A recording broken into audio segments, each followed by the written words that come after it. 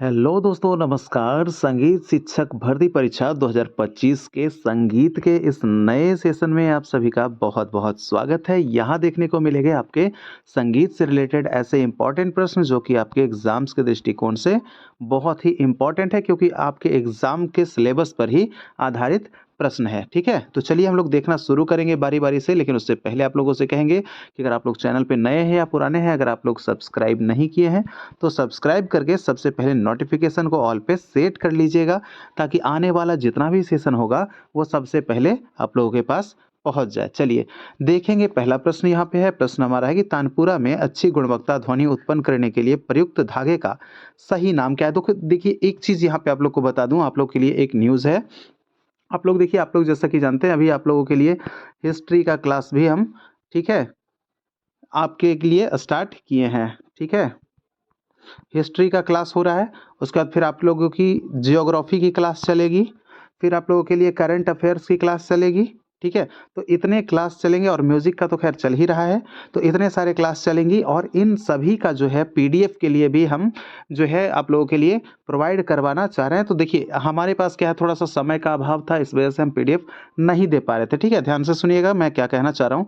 तो मैंने कुछ वैसे बंदों से बात किया है जो भी मैं पढ़ाऊंगा उसका पीडीएफ जो है आप लोगों को प्रोवाइड करवा दिया जाएगा। तो इसके लिए जो दोस्तों आप लोगों के लिए क्या कहूँ, बस आप लोगों से एक छोटी सी यही रिक्वेस्ट रहेगी कि उसके लिए एक मदद के तौर पे आप लोगों के लिए एक छोटा सा अमाउंट रहेगा, और वो बिल्कुल जो है आप लोगों के लिए बहुत छोटा लगेगा, और वही अमाउंट पे करके उसके बाद फिर आप लोग को टोटल जितना भी एग्जाम होगा आप लोग के लिए सारे एग्जाम्स का जो है टोटल पीडीएफ मिल जाएगा, ठीक है। यानी जो भी हम पढ़ा रहे हैं सारा पीडीएफ मिल जाएगा, चाहे वो हिस्ट्री सब्जेक्ट का होगा, या फिर आपका ज्योग्राफी सब्जेक्ट का होगा, या फिर आपका करंट अफेयर्स का होगा। तो सारा पीडीएफ आप लोगों को मिल जाएगा, ठीक है। तो भाई थोड़ा सा उसके पीछे मेहनत करना पड़ेगा, मेहनत थोड़ी सी लगेगी, तो उसके लिए बस एक मिनिमम अमाउंट जो है आप लोग को पे करना पड़ेगा। यह अमाउंट हम आप लोगों को बता देंगे, पहले उनसे बात तो हो जाए हमारी कि हाँ, क्या वो इस काम को करने के लिए रेडी हैं या फिर नहीं है, ठीक है। तो अगर रेडी हो जाते हैं तो बहुत अच्छी बात है, ताकि मैं भी चाहता हूँ कि बच्चों के पास, आप लोगों के पास जो है पहुँच जाए, और आप लोग की तैयारी बहुत बेहतर हो जाए, ठीक है। तो ये सब चीज़ें जो हैं आप लोगों को के लिए हम करना चाह रहे हैं, ठीक ना। तो यहाँ पे जो हम बात करेंगे, यह है आप लोग बीपीएससी का अगर एग्जाम दे रहे होंगे, स्टेट के लिए भी अगर एग्जाम दे रहे होंगे, अगर आप लोग एमपी टेट दे रहे हैं, ठीक है, तो आप सभी लोगों के लिए है, या फिर D triple S B, EMRS, या फिर और कहें केवीएस एनवीएस, तो सभी चीज़ों के लिए जो आप लोग को समान रूप से उपयोगी होगा। आपको जितना प्रोवाइड हम करवा देंगे पीडीएफ, ठीक है ना। तो उसके लिए बस कुछ नहीं, एक छोटा सा अमाउंट आपको बताएंगे। अभी हम चलिए देखते हैं इस सेशन को। सेशन में हमारा क्या कह रहा है, पहला प्रश्न कि तानपुरा में अच्छी गुणवत्तापूर्ण ध्वनि उत्पन्न करने के लिए प्रयुक्त धागे का सही नाम क्या है, ठीक है। प्रयुक्त धागे का जो सही नाम है, क्या उसको कहेंगे, क्या डांड कहेंगे, सूत कहेंगे, गुल्लू कहेंगे, एक से अधिक, या इनमें से कोई नहीं। जवाब क्या हो जाएगा मेरे दोस्त, यहाँ पे जो जवाब हो जाएगा आपका, क्या होगा, जो प्रयुक्त धागा होता है उसका सही नाम होता है क्या, उसको बोलते हैं सूत, ठीक है। उसको क्या बोलते हैं, सूत बोलते हैं। डांड क्या होता है, डांड पे वादन की क्रिया संपन्न होती है, किसकी, वादन की। गुलू क्या होता है, जहां पर डांड और तुम्बा, ठीक है, तुम्बा और डांड जहां पर जिस स्थान पर मिलते हैं उस स्थान को गुलू के नाम से या गुल के नाम से जाना जाता है, ठीक है। चलिए देखेंगे, दूसरा नंबर प्रश्न यहाँ पे है, पूछा जा रहा है कि निश्चित मात्राओं में लय को विभक्त करने को क्या कहते हैं। यानी निश्चित मात्रा में अगर हम लय को विभक्त करेंगे, लय को, निश्चित मात्राओं में लय को विभक्त करने को क्या कहा जाता है, क्या कहते हैं, छंद कहते हैं, प्लुत कहते हैं, गुरु कहते हैं, एक से अधिक, इनमें से कोई नहीं। क्या जवाब होगा इसका, इसका जवाब हो जाएगा आपका ऑप्शन नंबर ए। इसको क्या कहेंगे, छंद कहेंगे। और ये क्या है आपका, अनुद्रुत, द्रुत, लघु, गुरु, प्लुत, काकपद, ये अंग हैं, किसके अंग हैं, ये अंग हैं किसके, तो ताल के। आप लोग को बताए हैं, हम सब बता रखे हैं कि 6 अंग होते हैं ताल के, ठीक है। चलिए देखेंगे, अगला नंबर है हमारा तीसरा नंबर का प्रश्न, यदि 4 स्वर बढ़त में एक ही बार प्रयोग किए जाएं तो कुल कितने तान प्रस्तार प्राप्त होंगे। कितने तान प्रस्तार प्राप्त होंगे, अगर 4 स्वर को क्या करा कि 4 स्वर बढ़त में एक ही बार अगर प्रयोग करता है, ठीक है, एक ही बार अगर 4 स्वर को बढ़त में हम प्रयोग कर लेते हैं, तो ये इसमें क्या होगा, कितना होगा आपका, कितना जो है तान प्रस्तार प्राप्त होगा, 6, 12, 24, एक से अधिक कोई नहीं। जवाब यहाँ पे हो जाएगा आपका ऑप्शन नंबर सी हो जाएगा। इसमें जो है आपके 24 प्रस्तार जो हैं वो क्या होंगे, प्राप्त होंगे। चलिए देखेंगे चौथा नंबर प्रश्न है यहाँ पे। प्रश्न हमारा क्या कह रहा है? प्रश्न है कि साम संगीत में अलंकारिक प्रयोग के लिए किन पारिभाषिक शब्दों का प्रयोग किया गया है? कौन सा भैया? किसका प्रयोग किया गया है?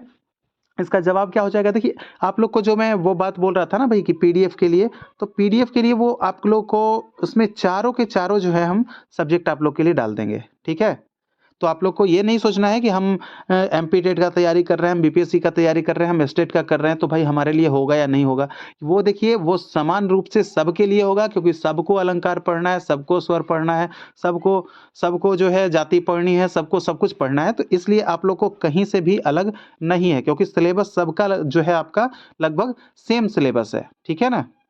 तो इसके लिए आप लोग को जो है कहीं से अलग होने की ज़रूरत नहीं है, बिल्कुल सबको कंबाइंड एक में आप लोगों के लिए प्रोवाइड करवा देंगे। और साथ ही जैसा कि मैंने कहा आप लोगों के लिए कि हिस्ट्री जो है आपका, हिस्ट्री आपको दे देंगे। उसके बाद फिर मैंने क्या कहा, हिस्ट्री के बाद आप लोगों के लिए जो है ज्योग्राफी की करवा दी जाएगी। उसके बाद फिर आप लोगों के लिए क्या, करंट अफेयर्स की करवा दी जाएगी। तो उन सबों का भी पीडीएफ जो है आप लोगों के पास मिल जाएगा, क्योंकि क्लास सारी स्टार्ट होने वाली है, ठीक है? तो पीडीएफ जो है आप लोगों को चाहिए तो आप लोग जो है जुड़ जाइएगा, और हम आपको व्हाट्सएप मैसेज का नंबर भी दे देंगे, और उस नंबर पे आप लोग को मैसेज करना है, और मैं एक छोटा सा अमाउंट आप लोग को बता दूंगा कि कितना पे करके उसके बाद फिर उसको स्क्रीनशॉट भेज के आप लोग जुड़ सकते हैं, और कंटिन्यू आप लोग पीडीएफ का जो है लाभ उठा सकते हैं, ठीक है? चलिए देखेंगे प्रश्न यहाँ पे कि साम संगीत में अलंकारिक प्रयोग के लिए किन पारिभाषिक शब्दों का प्रयोग किया गया है? कौन सा? क्या होगा? क्या आलंबन उद्दीपन, विनत अत्युत्क्रम, सम विषम, एक से अधिक, या इनमें से कोई नहीं? क्या होगा भैया इसका जवाब? इसका जवाब जो हो जाएगा मेरे दोस्त, साम संगीत में जो अलंकारिक प्रयोग के लिए जो है पारिभाषिक शब्द जो मिलता है वो क्या मिलेगा? क्या मिलेगा? तो वो मिलेगा विनत और अत्युत्क्रम, ठीक है? विनत और अत्युत्क्रम। ये आलंबन उद्दीपन क्या होता है? आलंबन उद्दीपन, ये आप जो जानते हैं कि एक होता है विभाव और अनुभाव, ये विभाव के प्रकार हैं, ठीक है? ये दो प्रकार के थे, आलंबन और उद्दीपन। ये विभाव है आपका। सम विषम तो आपको पता ही है, सम क्या होता है, विषम क्या होता है। चलिए आगे देखेंगे। अगला प्रश्न हमारा 5वां नंबर का प्रश्न है कि भातखंडे ने 10 थाटों को किस आधार पर व्यवस्थित किया है?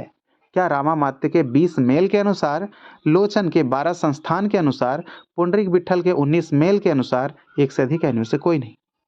क्या होगा जवाब यहाँ पे मेरे दोस्त? यहाँ पे जवाब होगा इनमें से कोई नहीं। क्यों? क्योंकि मैंने बता रखा है कि इन्होंने वेंकटमुखी के 72 मेलों के सिद्धांत में जो क्या है प्रतिपादित किया है 10 थाटों को।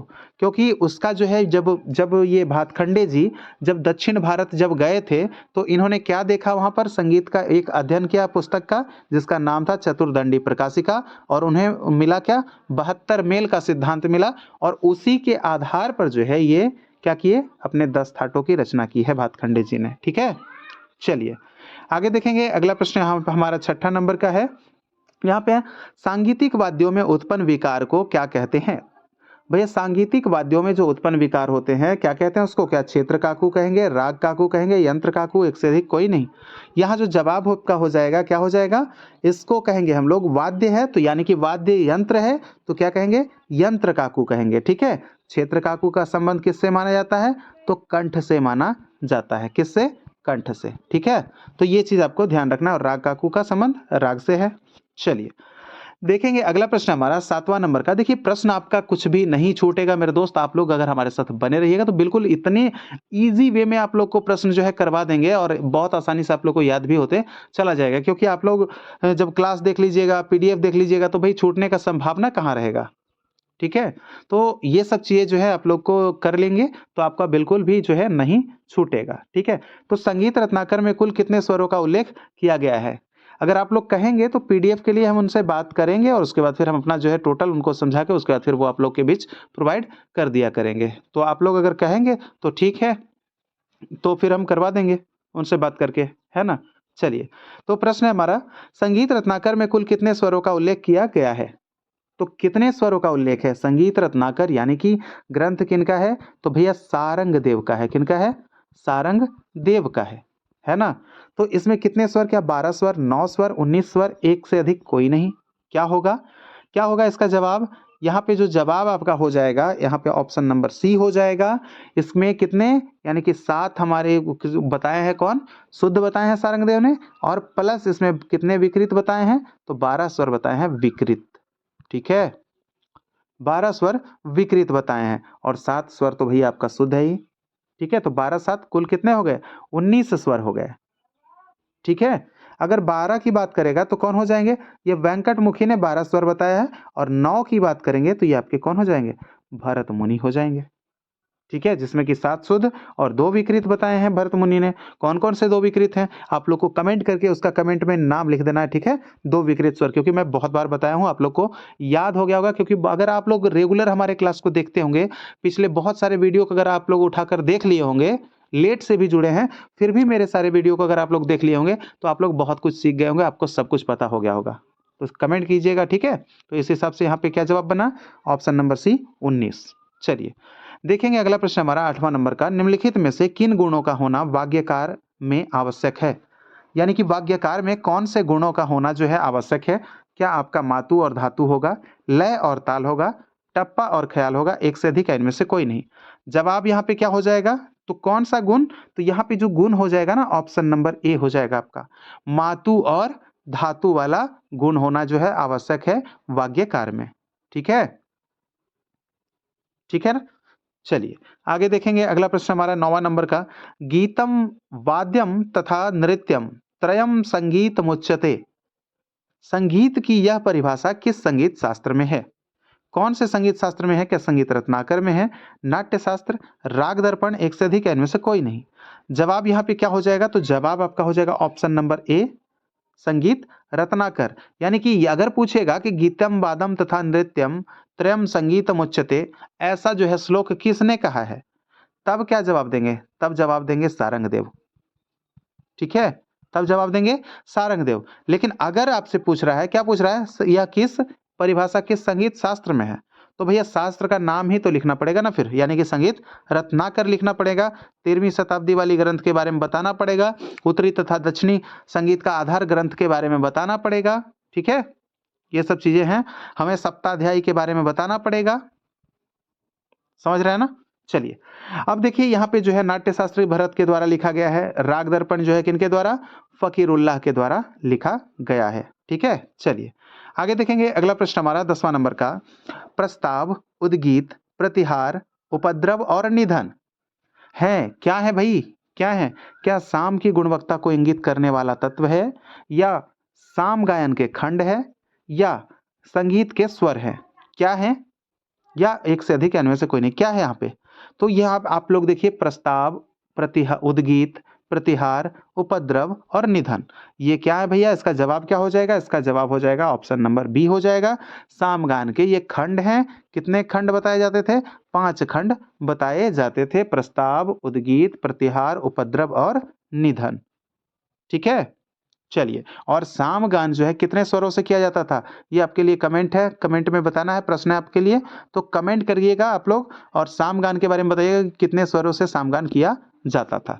चलते हैं अगले प्रश्न पे, हमारा 11 नंबर का प्रश्न है, यति इंगित करती है किसको, क्या कोमल और शुद्ध स्वर को, राग के स्वरूप को, या फिर लय की विभिन्न आकृतियों को, एक से अधिक, इनमें से कोई नहीं। जवाब क्या हो जाएगा, यति लय के क्या कहते हैं, लय के चाल क्रम। ठीक है, लय के चाल क्रम को क्या कहते हैं, यति कहते हैं। ठीक है, लय के चाल क्रम को यति कहते हैं। तो भैया आपको जब ये याद होगा तो आपको सीधा सीधा लगा सकते हैं ना ऑप्शन नंबर सी में, लय की विभिन्न आकृतियों को कह लीजिए, या फिर लय के विभिन्न चाल क्रम को कह लीजिए, तो उसे ही क्या कहेंगे, यति कहेंगे। और अगर यति के बारे में पूछे आपसे कितने प्रकार होते हैं, तो यति के बताना है आप लोग को, कितना प्रकार, 5 प्रकार होते हैं, समायति, गोपुक्षा, मृदंगा, पिपीलिका, होता है ना ये सब, तो ये आपके 5 प्रकार के क्या हो गए, यति हो गए।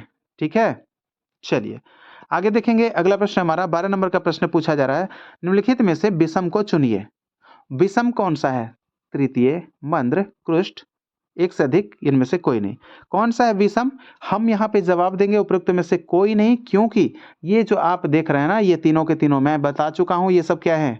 अगर आप लोग देखे होंगे तो आप लोग को याद होगा, अभी मैं हाल फिलहाल ही 4-5 दिन पहले, शायद 4-5 दिन पहले वाली क्लास में मैं बताया था कि ये सब क्या है और किस स्वर को क्या कहा जाता है। ठीक है, जैसा कि आपको पता होगा कि तृतीय को क्या कहते हैं, सा कहते हैं। ठीक है, तृतीय, उसके बाद फिर तृतीय आपका हो गया षडज। ठीक है, मंद्र को क्या कहेंगे और क्रुष्ट को क्या कहेंगे। आप लोग को टोटल का टोटल हम लिखवाए थे कौन से स्वर को क्या कहते हैं। ठीक है, ये आपका क्रुष्ट क्या कहलाएगा, क्रुष्ट क्रुष्ट कहलाएगा मध्यम। चलिए बता ही देते हैं।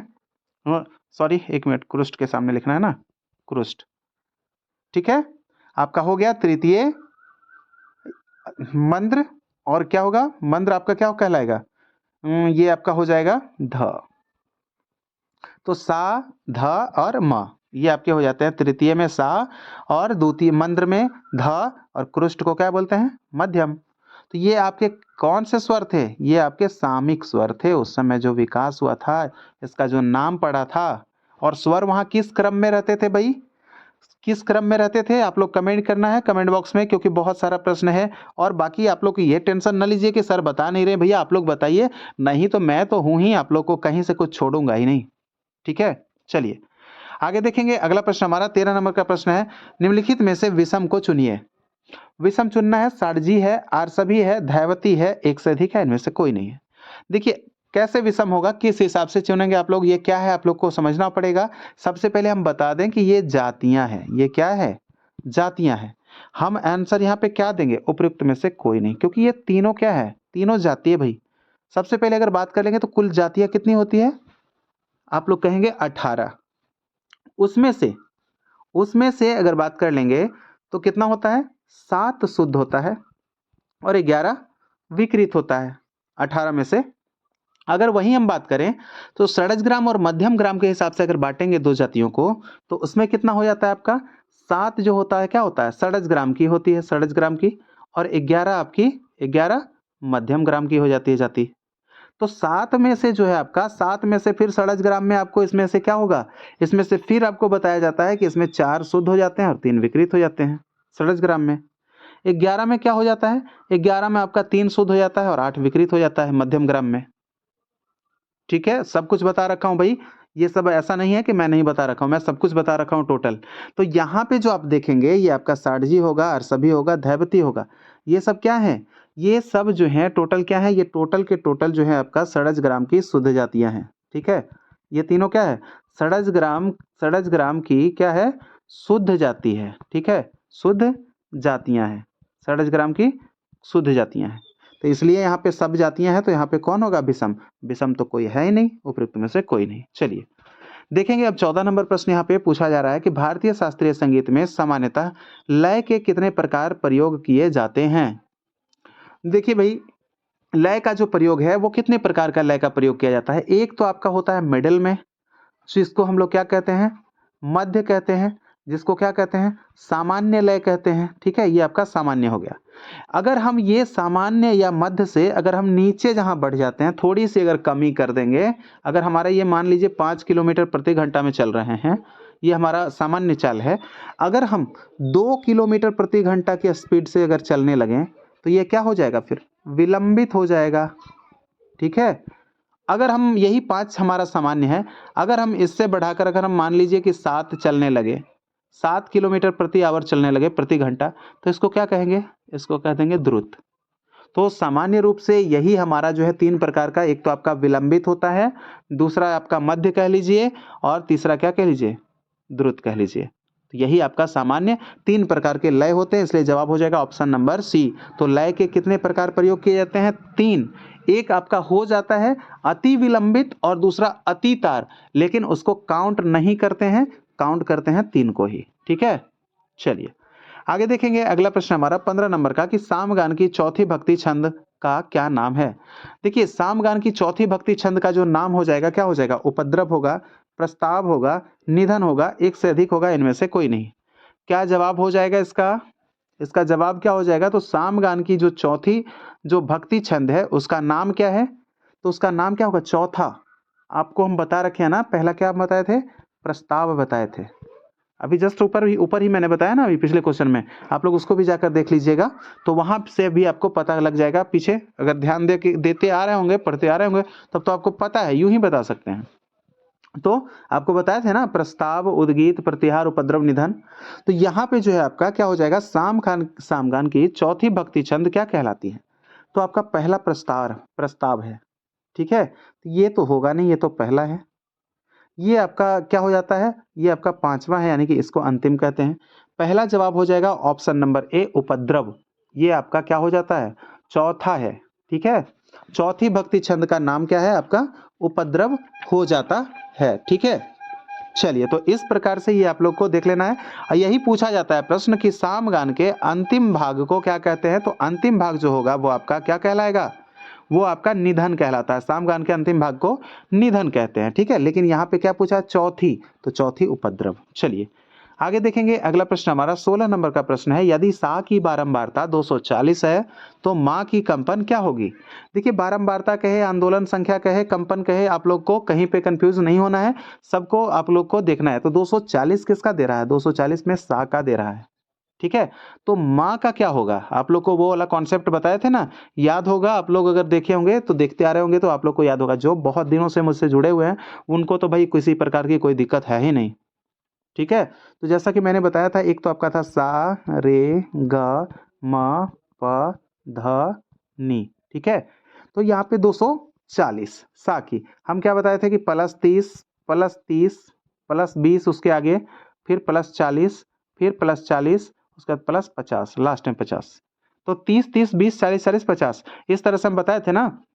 तो कुछ नहीं, सा का तो याद ही रहता है। तो रे में क्या हो जाएगा, 30 का करेंगे तो रे का 270 हो जाएगा। ग का कितना फिर 30 होगा प्लस, तो 230, ये आपका 270 में 30 जोड़ेंगे 300 हो जाएगा। पूछ रहा है किसका, म का, फिर आगे क्या है +20 है, तो 300 में 20 को ऐड करेंगे तो क्या हो जाएगा 320। इसी तरह से आप लोग निकाल सकते हैं। तो यहाँ पे जवाब क्या हो जाएगा, ऑप्शन नंबर सी हो जाएगा, 320 मध्यम का हो जाएगा, ठीक है। चलिए देखेंगे 17 नंबर प्रश्न यहाँ पे क्या कह रहा है, श्रुतियों के अनुपात को क्रमानुसार लिखिए। यानी पहले कौन होगा, 10/9 होगा, 16/15 होगा, 9/8 होगा, 3/2 होगा। पहले कौन होगा उसको क्रम से लिखना है, ठीक है। क्या 1 2 3 4 ये आपको क्रम में दिया गया है, यहाँ पे भी 1 2 3 4, 3 2 1 4, यानी कि कौन सा जो है सही है आप लोग को क्रम में एडजस्ट करना है। तो देखिए पहले कौन होगा, इसमें अगर बात कर लेंगे तो पहले आपका हो जाएगा ये 10/9 वाला, ठीक है। उसके बाद कौन सा, उसके बाद फिर आता है आपका 16/15, उसका 9/8, फिर लास्ट में लिखेंगे 3/2, ठीक है, ठीक है ना। तो ये चीज जो है आपका आ जाता है। तो इसमें जवाब आपका क्या हो जाएगा, पहले हम किसको लिखेंगे, ऑप्शन नंबर ए इसका सही जवाब हो जाएगा, यानी 1 2 4 3, ठीक है। ओ एक मिनट 1 2 4 3, अच्छा अच्छा, जी बिल्कुल। यहाँ पे पहले 10/9 होगा, जिसका श्रुत्यांतर जो है अनुपात जो है 10/9 वाला का पहले होगा। उसके बाद हम किसको लिखेंगे, 16/15 को लिखेंगे। उसके बाद हम किसको लिखेंगे, उसके बाद फिर हम लिखेंगे 3/2 को, ठीक है, 3/2। और उसके बाद हमारा आ जाएगा लास्ट में 9/8, ठीक है। ये आपका हो जाएगा। इसके लिए मैं बता चुका हूं, इसके लिए मैं क्या बताया था, एक इसका क्लास है पड़ा हुआ। आप लोग को हम बताए थे क्या कि अनुपात निकालने के लिए, जैसे कि मान लीजिए सा और रे का पूछेगा श्रुत्यांतर, तो सा और रे, तो सा कितना हो जाएगा 240 है, और रे कितना होता है 270 होता है। तो हम क्या करेंगे सारे के निकालने के लिए, 270 को हम लिखेंगे ऊपर, 240 को लिखेंगे नीचे, 0 से 0 काट देंगे, 3 से काटेंगे यहाँ पे 8 बार, और 9 और यहाँ पे 3 से काटेंगे 9 बार। तो क्या हो गया 9/8 आपका आ गया इसमें, किसमें 9/8, सारे में आ गया 9/8 का श्रुत्यांतर। तो पहले जो होता है जिस तरह से, उसी को इसको एडजस्ट करके बताना था, ठीक है ना। चलिए देखेंगे 18 नंबर प्रश्न हमारा, यहाँ पे क्या प्रश्न पूछ रहा है कि घसीट शब्द किससे संबंधित है। घसीट क्या मौखिक संगीत से, यांत्रिक संगीत से, ताल वाद्य से, एक से अधिक, इनमें से कोई नहीं। जवाब क्या हो जाएगा, देखिए घसीट वगैरह जो है आप देखे होंगे, सितार, सितार मतलब उसको क्या करते हैं, यानी कि एक स्वर जब बजाते हैं तो दूसरा स्वर को शीघ्रता से आगे उसी तरह से बजाते हुए चले जाते हैं। तो वही पूछ रहा है वो जो शब्द किससे संबंधित है, किससे है। तो भैया मौखिक संगीत से तो नहीं होगा ना, ताल वाद्य से भी नहीं होगा, ये होगा तो किससे होगा, जवाब ऑप्शन नंबर बी यांत्रिक संगीत से होगा, ठीक है, यांत्रिक संगीत से। चलिए देखेंगे 19 नंबर का प्रश्न यहाँ पे पूछा जा रहा है कि दिन के समय से पूर्वांगवादी राग का संबंध है। देखिए, आप लोग को जो बताए हैं दिन के समय से जो पूर्वांगवादी राग का जो समय है, उत्तरांग और पूर्वांग बहुत अच्छे से आप लोगों का क्लियर करवा चुके हैं। ऐसा नहीं है कि कुछ भी नहीं बताए हैं, लेकिन आप लोग को यहाँ पे जो है देखना है। अगर आप जानते हैं तो हमसे पहले वीडियो को अभी पॉज़ कीजिए और फटाफट जो है इसका आंसर टाइप कीजिए, ठीक है? देखिए, यहाँ पे हम क्या करते हैं, 2 भागों में बाँट देते हैं भई, एक राग को 2 भागों में बाँटते हैं। एक मान लीजिए दिन का ये आपका क्या हो गया 24 घंटे में दोपहर, यहाँ पे 12 घंटे का इधर, 12 घंटे का इधर मान लेते हैं, ठीक है? मान लीजिए यहाँ पे क्या है, यहाँ पे रात है और यहाँ पे क्या है, यहाँ पे दिन है, ठीक है? तो यहाँ से अगर हम जाएँगे, यहाँ से 12 का दिन मानते हैं, तो यहाँ पे 12 का रात होगा। तो 12 बजा है यहाँ पे, तो 12 बजा है, तो 12 बजे दिन से 12 बजे रात तक हम जा रहे हैं अभी। तो ये कौन-सा समय होगा? हम इधर का गए ना, तो ये जो समय होगा ये क्या कहलाएगा? यानी 12 बजे दिन से 12 बजे रात तक ये कहलाएगा पूर्वांग। अगर वहीं हम 12 बजे रात यहाँ है, तो रात से अगर हम आने लगे दिन की तरफ, सुबह होगा, उसके बाद फिर दोपहर होगा। अगर ये हम आने लगेंगे तो ये कहला जाएगा उत्तरांग, ठीक है? ये चीज़ ध्यान देना है। तो यहाँ पे क्या हो गया, 12 बजे दिन से 12 बजे रात तक के समय को क्या कहेंगे? पूर्वांग कहेंगे, ठीक है? तो यहाँ पे क्या हो गया, पूर्वांगवादी राग का संबंध हो जाएगा। ऑप्शन नंबर ए इसका जवाब हो जाएगा। 12 बजे दिन कहिए, दोपहर कहिए, 12 बजे दोपहर से मध्यरात्रि तक, ठीक है? उसके बाद वही आपका रहेगा कि 12 बजे मध्यरात्रि से 12 बजे दोपहर तक, तो ये आपका क्या हो जाएगा? ये आपका हो जाएगा उत्तरांग, ठीक है ना? ये आपका उत्तरांग हो जाएगा। यहाँ पे ऑप्शन नंबर ए इसका सही जवाब हो गया। तो चलिए देखिए, इस तरह से आपका हो रहा है टोटल क्लियर। देखिए कुछ छूटेगा नहीं, आप लोग जो है पीडीएफ अगर लेना चाहेंगे तो बोलेंगे, आप लोग कहिएगा, आप लोग के लिए जो है कर देंगे।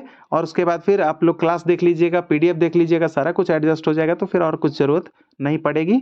बाकी तो सब क्लियर यूँ ही हो जाएगा, क्योंकि जब 2 प्रकार का पढ़ाई कर लेंगे भई, एक तो पीडीएफ से पढ़ लेंगे, एक तो हमारे द्वारा सेशन से पढ़ लेंगे। सेशन देखकर कुछ एक्स्ट्रा कुछ जान भी लेंगे, एक्स्ट्रा कुछ सीख भी लेंगे। तो इसमें क्या होगा कि आपकी जो है बहुत ज़्यादा बेनिफिट मिलेगी।